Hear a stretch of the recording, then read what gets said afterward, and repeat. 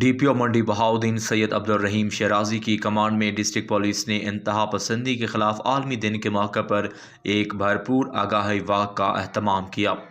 Walk میں مختلف تعلیمی اداروں کے طلباء و اساتذہ، سول سوسائٹی، اوورسیز پاکستانیوں، انجمن تاجران، چیمبر آف کامرس کے نمائندگان اور ڈسٹرکٹ پولیس کے افسران و اہلکاروں نے شرکت کی۔